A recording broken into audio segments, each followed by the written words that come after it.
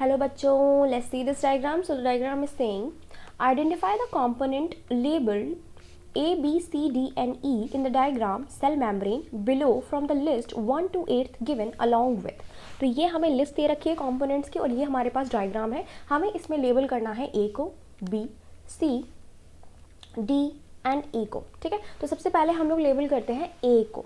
तो A बेटा हमें दिखाई दे रहा है एक पर्टिकुलर स्ट्रक्चर से चिपका हुआ, लगा हुआ, क्योंकि हमारे पास ब्लैक एंड वाइट है. तो ए जो है मैं आपको रेड कर देती हूँ, ये मान लीजिए आप रेड है और ये जिस स्ट्रक्चर से लगा हुआ है वो मान लीजिए आप ग्रीन है.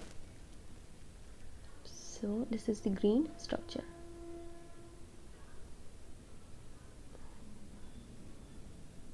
तो हमारा जानना ज़रूरी है कि बी क्या है ए जानने के लिए. सो बी यहाँ पर जो है वो प्रोटीन है.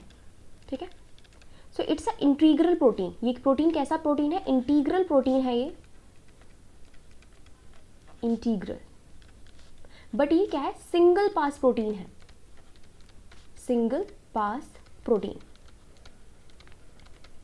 सिंगल पास प्रोटीन जो होते हैं वो बहुत ही थिन नजर आते हैं. ठीक है, ये क्या कर रहे होते हैं? ये पूरी की पूरी प्लाज्मा मेम्ब्रेन को पास कर रहे हैं. ठीक है, ये देखो ये आउटर सरफेस, अगर मैं मानूं कि ये वाला जो, अगर मैं मान लो कि ये वाला जो सरफेस है बाहर, ये वाला जो सरफेस है ये आउटर सरफेस है, इधर वाला सरफेस जो है वो आउटर सरफेस है और ये वाला सरफेस में इनर सरफेस मान लो. तो ये देखो ये आउटर सरफेस से लेकर इनर सरफेस को टच कर रहा है. ठीक है, तो इसको हम लोग क्या बोलते हैं? ये सिंगल पास प्रोटीन हो गया, ये पास प्रोटीन है हमारे लिए. और ये क्योंकि ये थिंग है इसलिए क्या है? सिंगल पास है. और जो मोटी इंटीग्रल प्रोटीन ही होगी, लेकिन जो क्या होती है मल्टी पास होती है वो काफ़ी मोटी दिखाई देती है. मल्टी पास वो कैसी दिखती है? थिक दिखती है multi pass protein. Multi pass protein basically क्या होता है? ये अगर हमारी प्लाज्मा मेम्ब्रेन है और ये क्या हुए हमारे लिपिड्स हुए, तो इनमें कई बार पास कर रही होती है इस तरीके से. तो it appears as a thick. ठीक है, एक ऐसी थिक अपीयर होती है. अब बेटा क्या होता है? प्रोटीन से ही शुगर लगी हुई पाई जाती है. ठीक है, तो वो क्या बना देती है? बेसिकली प्रोटीन बना देती है. प्रोटीन से जब शुगर लगी पाई जाती है तो उस प्रोटीन को हम लोग क्या बोलते हैं? ग्लाइकोप्रोटीन बोलते हैं. तो हम देख रहे हैं कि ये वाला जो हमारा प्रोटीन है, बी हमने प्रोटीन बताया है, इससे शुगर लगी हुई है. ये जो आपको दिखाई दे रहे हैं ये शुगर के मॉलिक्यूल्स लगे हुए हैं बेसिकली. शुगर लगी हुई है. ये शुगर जो होती है बेटा ये लिपिड से भी लगी हुई पाई जाती है तो वो ग्लाइकोलिपिड बनाती है और प्रोटीन से लगी हुई पाई जाती है तो ग्लाइकोप्रोटीन बनाती है.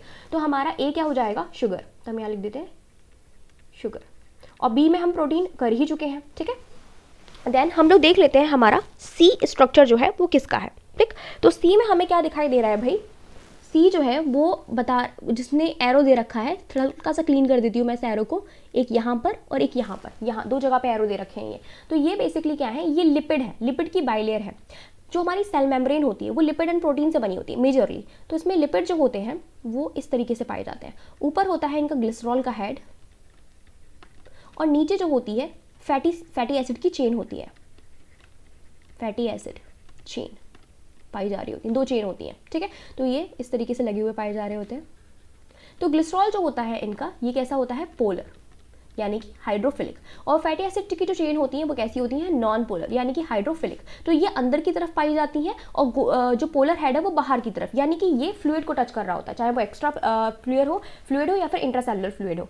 ठीक है, तो ये दो लेयर में पाई जा रही होती हैं इस तरीके से, ताकि ये फैटी एसिड की चेन जो है वो टच ही ना कर पाए. ठीक है, तो यहाँ पर भी क्या होगा? या तो ये इंट्रासेलुलर फ्लूइड होगा, ये वाला एक्स्ट्रासेलुलर फ्लूइड होगा. तो फ्लूइड्स को कौन टच कर रहा है? सिर्फ और सिर्फ ग्लिसरॉल टच कर रहा है, क्योंकि ये क्या है? पोलर होता है. और फैटी एसिड की चेन क्या होती है? नॉन पोलर होती है. तो ये अंदर की तरफ पाई जाती है, इंटरनल साइड पर पाई जाती है. सो ये बेसिकली क्या है? दो को मिलाकर हम लोग क्या बोलते हैं? Lipid bilayer. बाई का मतलब क्या हुआ? दो लेयर वाला. ठीक है, तो सी वाला हमारा क्या हो जाएगा? Lipid bilayer.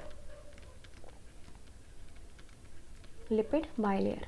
Now let's see D. तो डी देखो हमको मोटी सी दिखाई दे रही है, जिसके ऊपर भी क्या लगा हुआ है? कार्बोहाइड्रेट लगे हुए हैं और ये पूरी की पूरी बाइलेयर को, लिपिड की बाइलेयर को पास कर रही है. तो ये भी क्या होगी? प्रोटीन होगी. And this protein is known as integral protein. ठीक है, ये भी कैसी होगी? Integral protein.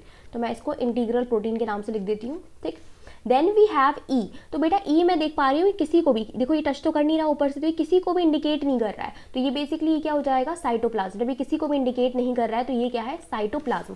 कि अगर मैंने ये प्लाज्मा मेम्ब्रेन बनाई है, ठीक है, सेल मेम्ब्रेन ये है, तो ये मान लो सेल मेम्ब्रेन है, ये पूरी की पूरी बनी हुई है, इसमें प्रोटीन्स पास कर रही होंगी. तो मैं यहाँ पे प्रोटीन कुछ प्रोटीन पास करके दिखा देती हूँ, जैसे कि ये इंटीग्रल प्रोटीन हो गई, ये प्रोटीन हो गई. तो ये मान लो हमारी पूरी प्लाज्मा मेम्ब्रेन है. तो इसके अंदर की तरफ क्या भरा हुआ होगा? इसके अंदर की तरफ फ्लूइड भरा हुआ होगा कि नहीं भरा हुआ होगा? और इस फ्लूइड को हम लोग क्या बोलते हैं? साइटोप्लाज्म. तो अंदर की तरफ कौन टच कर रहा है, साइटोप्लाज्म टच कर रहा है, ठीक है। तो E is cytoplasm. Now let's see, A हमारा होना चाहिए फर्स्ट शुगर, बी हमारा होना चाहिए सेकंड प्रोटीन, सी हमारा होना चाहिए थर्ड लिपिड बाइलेयर, डी हमारा होना चाहिए फोर्थ इंटीग्रल प्रोटीन और ई हमारा होना चाहिए fifth which is cytoplasm. So these are the correct option. तो हमारा ए ऑप्शन जो हो जाएगा वो क्या हो जाएगा, करेक्ट ऑप्शन हो जाएगा। So A is the right answer. I hope आपको समझ में आया होगा। Best of luck.